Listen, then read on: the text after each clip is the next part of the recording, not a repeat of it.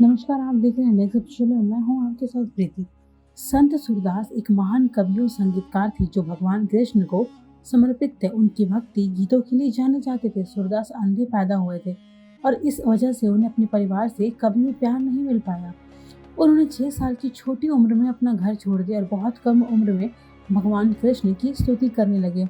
इतिहासकारों के अनुसार संत सूरदास का जन्म 1478 ईस्वी के हरियाणा में हुआ था, सिही गांव में। हालांकि कुछ लोगों का दावा है कि उनका जन्म आगरा के पास रुमटा में हुआ था।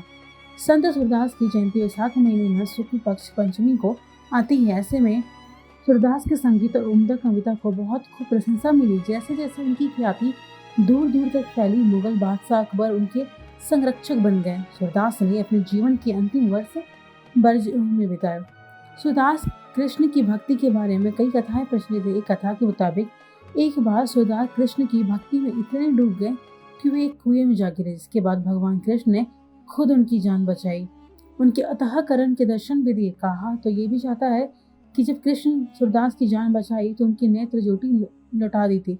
इस तरह सूरदास ने संसार में सबसे पहले अपने आराध्य प्रिय कृष्ण को ही देखा।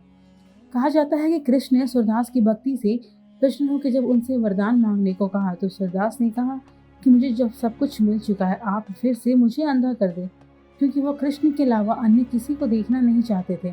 सूरदास की रचनाओं में कृष्ण के प्रति अटूट प्रेम और भक्ति का वर्णन मिलता है। इन रचनाओं में वात्सल्य रस, शांत रस और श्रृंगार रस शामिल है। सूरदास ने अपनी कल्पना के माध्यम से कृष्ण के अद्भुत बाल्य स्वरूप, उनके सुंदर रूप, उनकी दिव्यता वर्णन किया है। इसके अलावा सूरदास ने उनकी लीलाओं का भी वर्णन किया है।